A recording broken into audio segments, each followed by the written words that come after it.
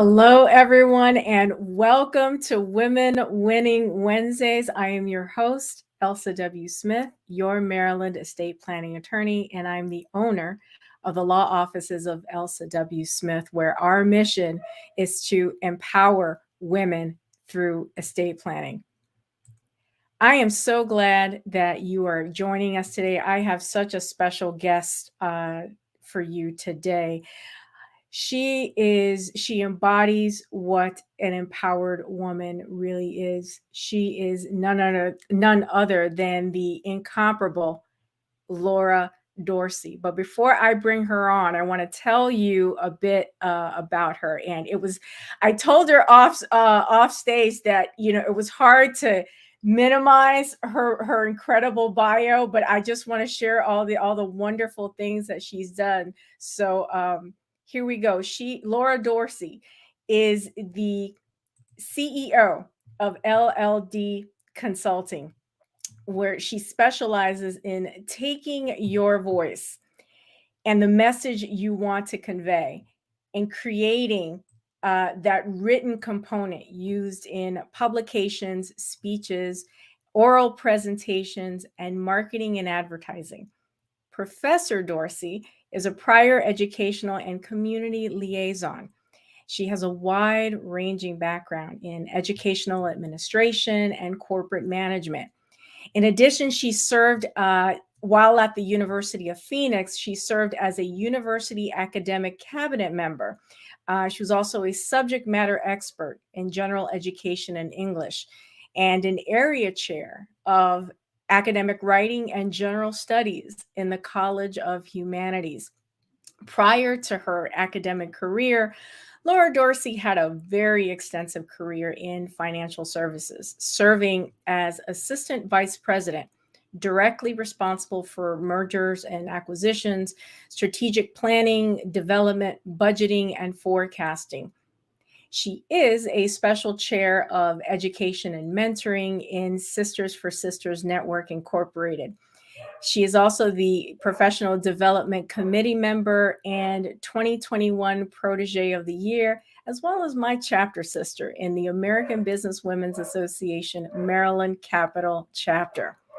She's also a member of the National Association of Black Journalists, NABJ.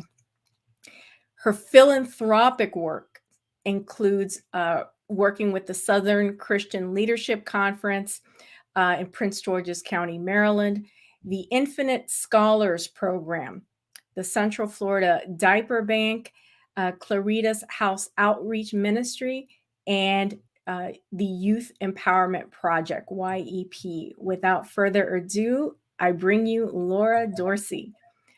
Laura, welcome to Women Winning Wednesdays. How are you? I am fantastic. I don't know that person you were talking about. I was like, oh my goodness, now I know why I'm old. I've done all of those things.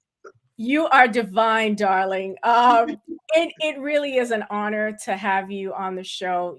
During our show prep, you shared that the message you wanted to convey after this interview is the power of collaboration, and that's really what we led with. Hopefully by the end of the interview, our audience will learn how the power of collaboration manifested in your life. Now, before we talk about LLD Consulting, I want to go back years earlier. In your introduction, I shared that you worked in the securities industry. So tell us about that, and what was it like being a woman, and specifically a Black woman, in that industry?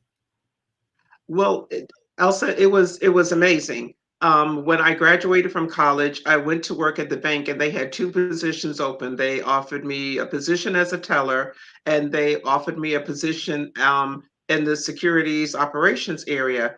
And I thought, as a teller, I could possibly get robbed if I was at the front desk. So maybe I'll just go back in the office and do something in the securities industry. Had no idea what I was getting into.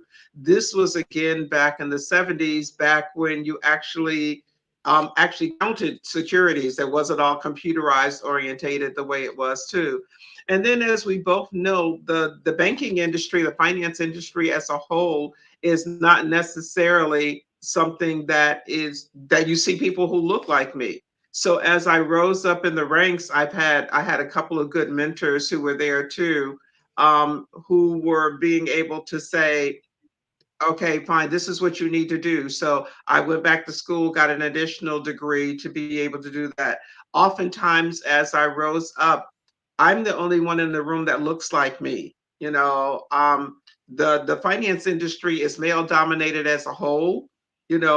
Black male dominated minimally, but female dominated, it's very unheard of. And I worked in the trust account department, and from being in the finance industry, I'm a black woman in the 70s. You needed $250,000 to open up an account in our division. We worked in personal trust division. So estate trust, like when you were talking about estate, so when people were leaving trusts, if organizations were investing their money, that's what we did. We invested their money for it. And at the bank, you can do investments without having a Series 7 license because you just work with the actual stockbrokers. Mhm. So it was a whole new world for me, something that I didn't know that I wanted to do, but the exhilaration of when the clock strikes at 9 and the bell rings on Wall Street and it's crazy up until 4 o'clock, it is exactly everything, every picture you've ever seen. That's exactly what it's like.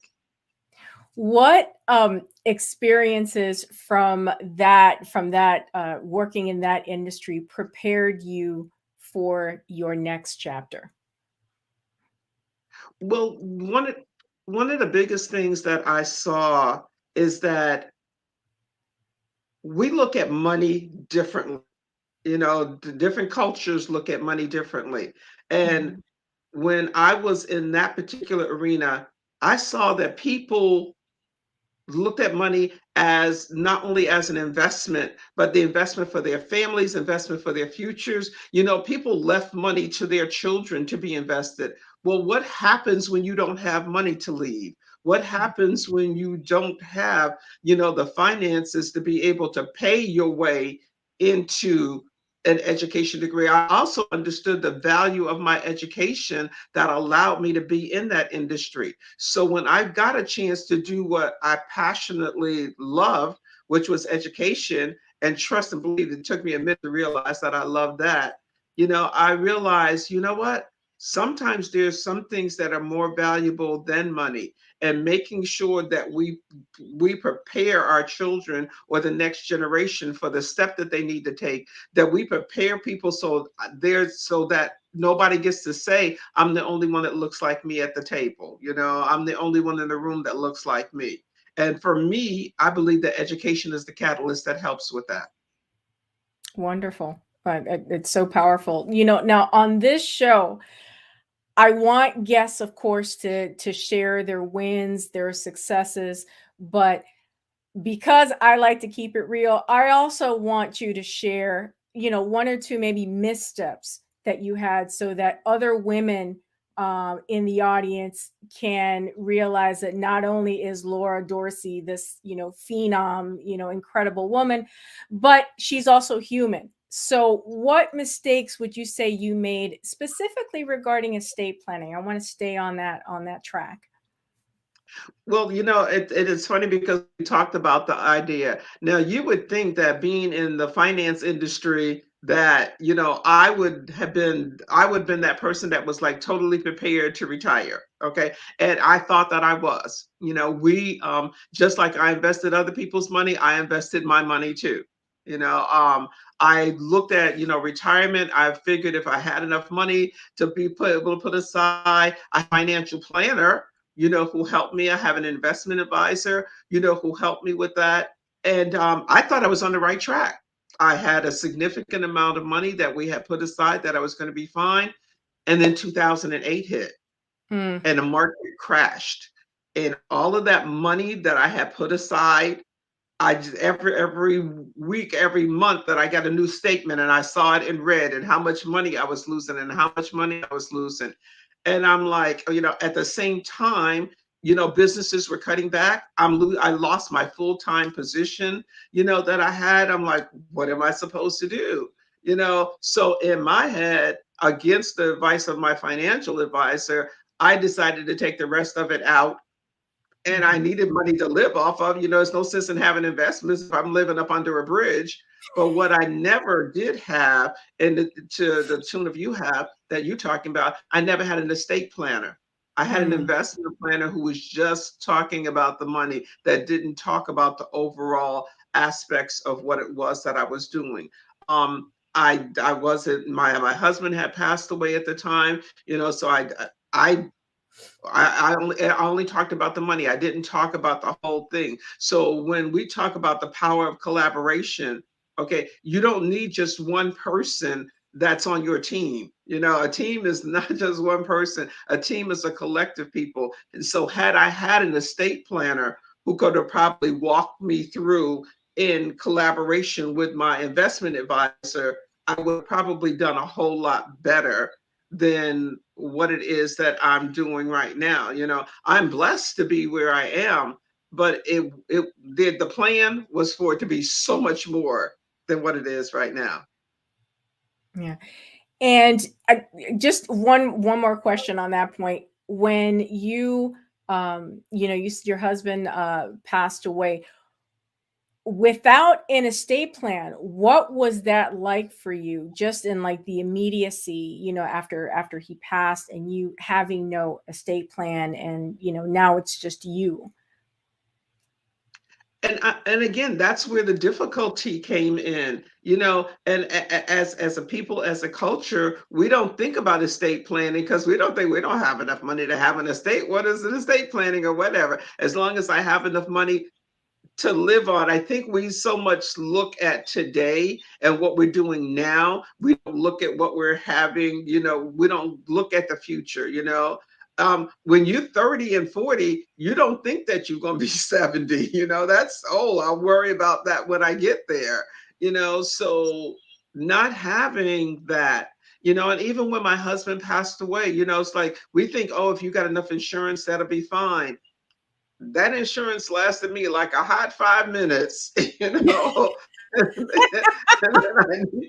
I needed something else, to go on. My estate plan was the fact that I was going to have a good six-figure job that was going to last me until I was like 85 or whatever. I was going 90, I that was my plan. I didn't Hmm. have you helping me make the plan. I made the plan in my own head. Oh, wow, wow. Now I want to transition a bit. Now, how did you make the transition from the financial sector to education? Well, when I went to I worked out of the Midwest. So I worked out of Detroit, Comerica Bank out of Detroit, and then they sent me to California to be in charge of the operations in California. Was loving my life, loving where things were going, and my grandmother got sick in Mm. Florida, and my mother said, "We need you to come home to help take care of your grandmother." And I was like, I'm just at the pinnacle. I'm an assistant vice president. I'm headed to vice president. I'm loving life. The children are grown and gone or whatever. I'm doing everything. I'm living the American dream. And I'm like, okay, so now I have to quit my job and go help take care of my grandmother and my mother, because as a culture, that's what we do as a people. So I left and I went to Florida. And I went to Florida. There was no Comerica Bank in Florida. And when I went to Florida, Florida was not Detroit. It was not the North. And so when I went to look for a job in the finance industry, the guy at American Express, I went to an interview there. He said, "You're definitely capable of, investing people's money." He said, "But Florida is old white money. Mm. Nobody is going to be able to trust that somebody that looks like you can invest that money and give them a rate of return." He said, "I will hire you, but you would have to work 3 times as hard as any other investment advisor to be able to do the same thing." And And isn't I that had the always, yeah. Mhm. I had I'm sorry. always loved teaching and things of that nature. So I took my finance background and I went to the university to work in financial aid and accounts payable, accounts receivable. So that's how my transition went from working in finance to working in education. Wow, wow. And just to put just to underscore that experience that you had, it isn't that really the story most of us, professionals have to deal with, working twice as hard. You have to be twice as good. You even raised with that, just being average is not gonna cut it.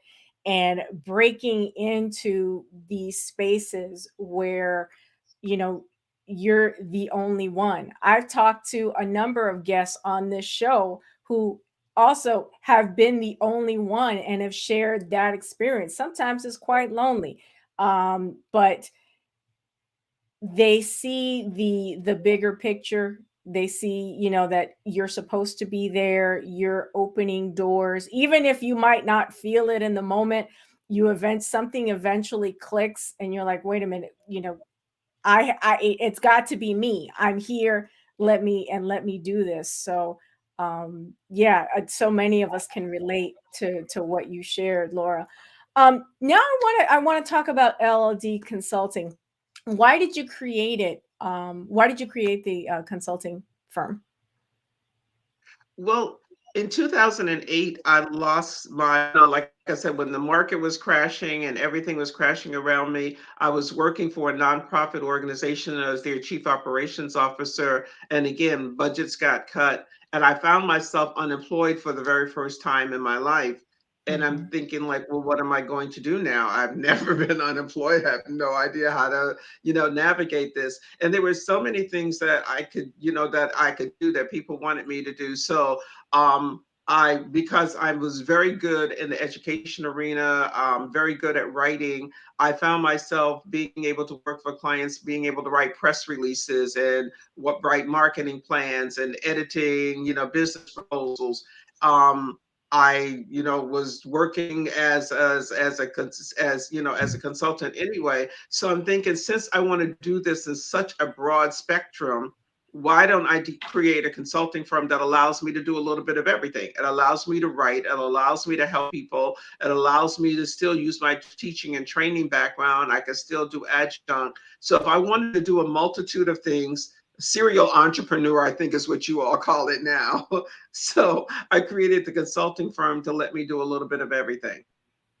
I love that. So instead of trying to fit yourself into somebody else's paradigm, you just created your own space and are flourishing in that. Yes. I love it. I love it. How do you help clients tell their story, and why is that storytelling so important? You're known as the master storyteller. So, why is that so important? Well, just like you said, constantly, when you're the only one in the room, how does anybody to follow you? How are you able to share that I'm the only one in the room and you're able to let anybody know about that story so that somebody else can say, you know what? Yes, that resonates to me. That, yes, I can appreciate that. Yes, I hear that. Yes, I understand that. And so, as a master storyteller, I have found that too often, we're silent. When we get in the room and we're only the one at the room, we're sort of taught to be quiet, be appreciative of the fact that you even got a seat at the table.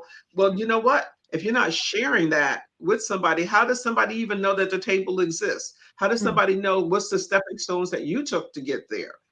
How does somebody know, how can I be like you? I've had students that were saying, I want to be like you. I was like, no, you don't. You don't want to walk this journey that I walk.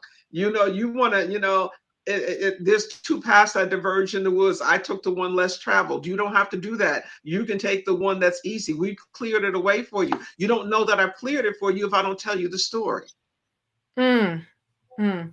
So that's really, I mean, really, what a testimony. I mean, and you're putting your life on paper. You're Yeah. putting your experiences on paper for the benefit of others.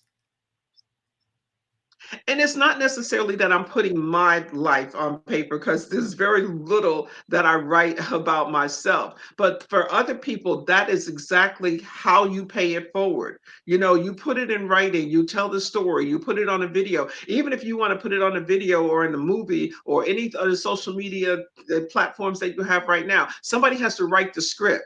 You know, every great movie, somebody wrote the script. You know, every great marketing plan, somebody wrote it. Behind everything that you're looking at, even this show, somebody has to do the writing to be able to write the outline to it. And that's what I do. I love it. I love it. And speaking of telling your story, you became a published co-author recently. You were part of a collaborative book project, and the book is entitled Embracing My Sexy 60s, 20 Inspirational Stories from Phenomenal, Confident, and Beautiful Women. First of all, kudos to you. Congratulations on the book. I know it's been out for a little while. And first of all, tell people where they can get the book. And then I want you to tell me just a little bit about your contributions to that book. Okay. Well, actually, if you want the book, you can buy it directly from me. You can actually have gone on Amazon, you know, and got it too. But if you want an autographed copy, you can contact me directly. I have them here. I will make sure I like to personalize the book when I give it to people. So just contact me. I will make sure that you get a personalized copy of the book and you can buy it directly from me. The book started out Sharon Jackson Bullock, who is the visionary author that put it together, um, was talking about trying. And I first I started out, I was just going to help write other people's story. And then so she's like, no, you really should be part of the book. And I was like, I had never written about myself. In all the years that I've written, I've never written anything about myself. And so I sat down with my daughter and I was like, I don't know what to say, you know, like it, you know, I'm almost 60. What do you say? And so she said, the best thing you ever did was marry my daddy. She's a daddy's girl. The best thing you ever did. Not that, you know, I'm the wonderful mother, but the best thing you ever did was marry my dad. And so I said, well, you know what? I guess I need to talk about the best thing I ever did. So I talk a lot about my husband, and the story about my husband, which was entirely different. A lot of people, you know, if you were there, you knew it. But my husband was a great deal older than I was. I was 21 when I met my husband, and he was 56 years old. The Mhm. age difference by itself created a dynamic family dynamic that was like crazy all by itself. But my success in corporate America, my success in my education arena, I owe all of that to my husband because my husband supported. It was his idea that I go back to school to get a business degree. It was his idea that I take the job, you know, at the bank. It was him when I came home and I was frustrated about being the only one at the table or whatever. It was him walk me through it. This man who had an eighth grade education, who Mm, came to Detroit to the typical, you know, work in the factory and, you know, make money and take care of the family. This man, in my mind, raised me as mm. well as my two daughters. And so everything I owe to him. So I think this is my love story to him. I love that. And who doesn't love a good love story? So, Laura, I know I'm going to put this information again on the screen, but if people want to reach you and get a copy of the book, they can reach out to you, showing that on the screen at laura@lauradorsey.net. And the phone number is 240-714-6966. And I'll put that up again on the screen before we wrap up today. Now, how has philanthropic work helped you to fulfill, you know, your purpose? You know, I am at this point right now in my life where being in my 60s means that I get to, for me, gets means that I get a chance to do some of the things that I want to do. And And by the way, I can't believe that you're in your 60s, by the way. Hello, anybody who's watching, seriously? I It's am Elsa, beautiful. I am almost 68. I am like, and I'm loving my life right now. Education was such an important part of what it is that I was doing and not teaching right now. So I've relocated from Florida and I now live in Upper Marlboro with my daughter and my son-in-law. And my daughter's like, why don't you just take a chill pill and sit down somewhere? You know, lady, she's like, listen, why don't you enjoy retirement? And I'm like, okay, I am enjoying it. What is that? What does that really mean? And so education has been such a passion. Education is that's my give back. It's my pay it forward because I believe that education is a firm foundation. You can't build an architectural building without a firm foundation. Okay. The scripture says if you build it on sand, it'll fall, but if you build it on stone, you know, it'll build. And I believe that education is the foundation. You know, some sort of post-secondary education is the foundation for building any kind of career, for building any kind of life. And but education can be expensive. Okay, so combining my finance background and understanding how to try to minimize those finances, my love of education, and that I think that they need to do it. So everything that I do, I just sort of work for education. I work toward the education arena or toward making sure that people who have less than, let's give them, you know, some everybody's not looking for a handout. Some people are just looking for a hand up, you know, and that's Talk that's that's what I do in all of my philanthropic work. talk to us a bit about, because some people, if you mention philanthropy and getting involved, people immediately think of money. But you actually talk about giving of your time and your talents as a way of being in that philanthropic space. Would you share a bit about what you do? Well, one of the things is that, again, when I had money, you know, and it was easy, you know, for somebody to do that and said, okay, you know, can you write a check, you know, for this and write a check for that? And that's fine. But how do you continue to give back when you don't have the money to be able to write a check? Well, one of the things, again, I'm a finance person. I understand that the scripture said give back 10%. Well, the 10% didn't always have to be your money. Sometimes it could be your time. So Mm. as a consultant, if I charge $50 an hour and I donate, you know, 4 hours of my time, you know, so would you really rather have a check for $200 or would you really rather have the influences of 4 hours of my time? So in Mm. my philanthropic work, I give back my time. My daughter says, stop saying work because you don't get paid for anything it is that you do, but I'm loving every bit of everything that is that I do. When I left the university, I got an email that says, in the 20 years you have been here, more than 5,000 students have gone through your classrooms. I have impacted the life of more than 5,000 students at that one university. How much money could you make and say that you impacted the lives of 5,000 people? You Wow. know, even Wow. now with the philanthropic work, with the Infinite Scholars, with education, we're going out doing scholarship fairs. You know, at each fair, there's at least like 500 people. You know, we do 15,000 students a year, 15,000 students a year that are going to that have millions of dollars in scholarships. You know, Infinite Scholars facilitates $2 billion worth of scholarships every year. I Mm. can't write a check that big, but I can be an influence in that organization. Wow. Who was one of your success stories in that scholarship space?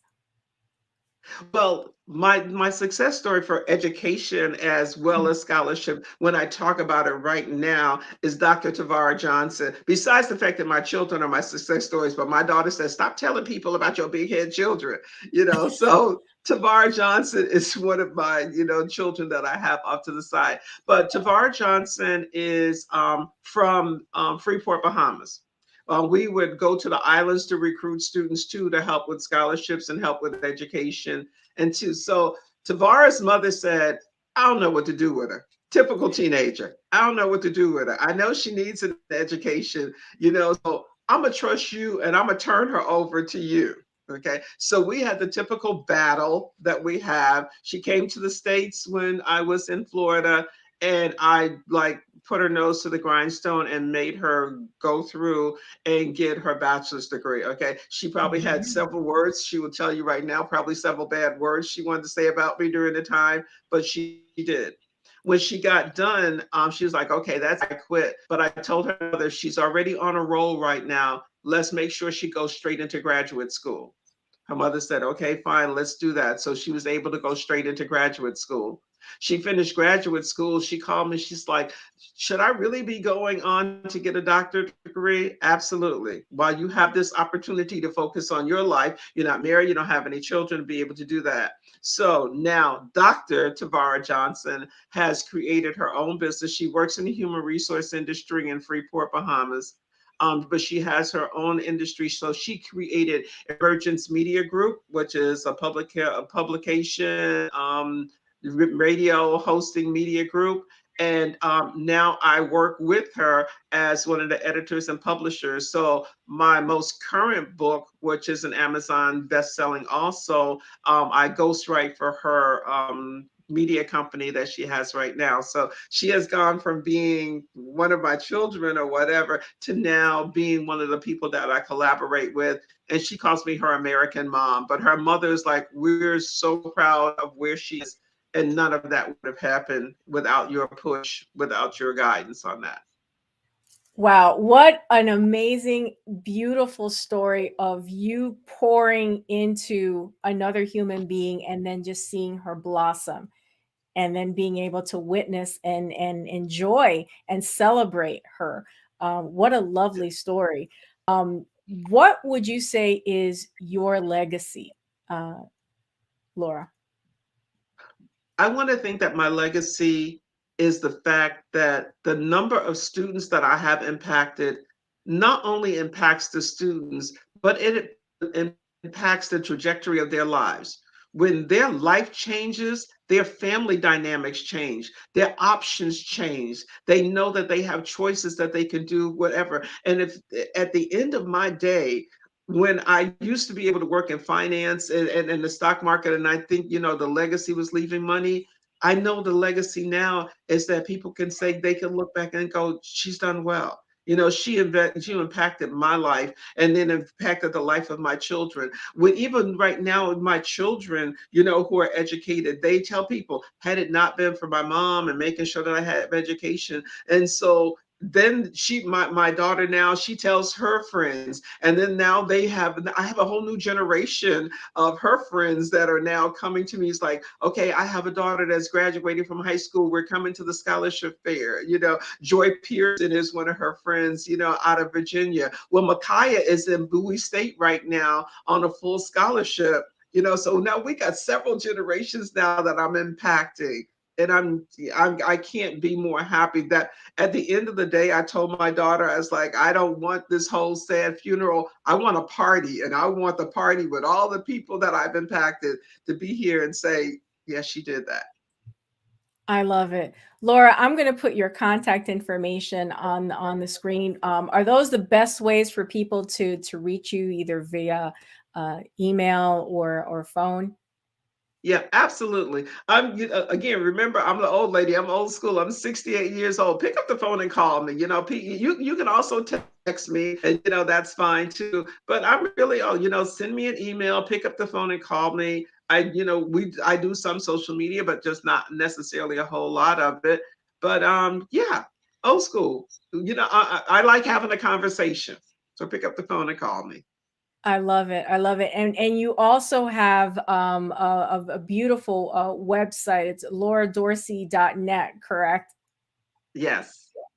Wonderful. I encourage you all to go visit Laura Dorsey's website, reach out to her, buy her book, Embracing My Sexy 60s. Woo, my goodness. I don't believe it. I don't believe it that she's in her 60s. I mean, look at her, everybody. Um, Laura, it's just this has been such a treat for me. Before I let you go, do you have any upcoming events that you wanted to share with the audience? Yes, I really do. Like I said, I've been talking about Infinite Scholars and been able to talk about the scholarship fairs. I actually leave tomorrow and I'm going to Florida. We're going to do 6 scholarship fairs in Florida. I do more scholarship fairs in Florida than I do anywhere in the country. Infinite Scholars does 33 fairs around the country, but 6 of them in Florida. So I will be in Florida next week, and we will be doing scholarship fairs from one end of the state to the other.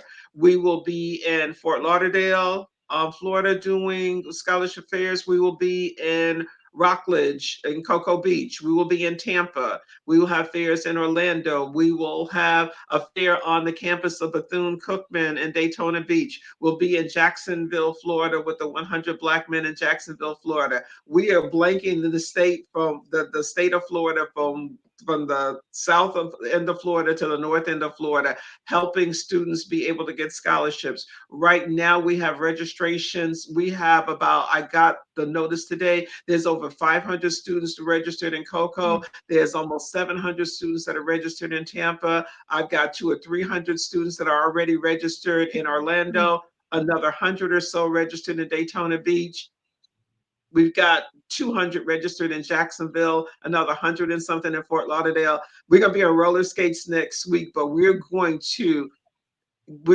working with 45 colleges and universities that are going to be there. We're going to be working with them. We're going to facilitate thousands and thousands and millions of dollars of scholarships for students in the state of Florida. So if you contact me, if you're in the state of Florida, if you know anybody in the state of Florida, high school, junior, or senior who are looking for college scholarship money and information, yeah, we're going to be out there. We're going to be having a good time. And we've got some of our, again, we talk about the power of collaboration. So some of the people who are here from DC are going with me. So Tashik Hawkins is going down with me there. Josephine Morning, who is the president of the Southern Christian Leadership Conference. They all see the value of the education. So they're going down there with me too. One of our collaborations out of Cleveland is going down. We have some people from Pittsburgh.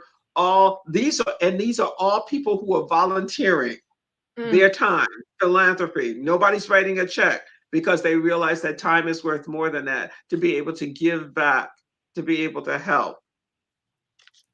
Laura, wow. Folks, y'all need to contact Laura to get in. If you have kids that are going off to college and need money, contact Laura Dorsey, y'all.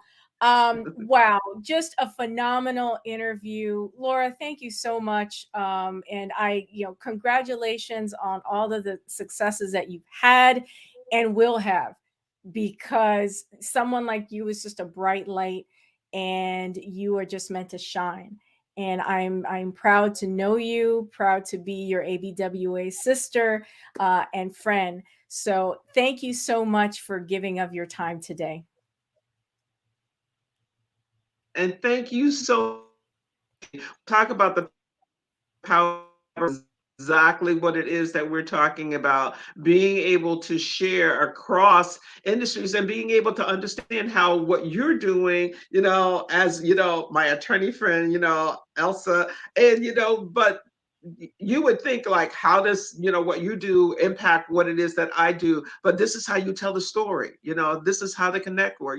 So there's an African proverb says that if you want to go fast, you go alone, but if you want to go far, go together. So that's what we do. We go together, and I Amen. appreciate you. Oh my, and you. Thank you so much. And listen, have a wonderful rest of the afternoon, and we'll talk soon. All right. Thank you so much. Bye bye, everyone. Everyone, wasn't that just absolutely amazing? We heard uh, Laura Dorsey's inspiring journey, and she shared what her legacy is. Now, I want particularly the women listening right now to catch that. Do you know what your legacy will be?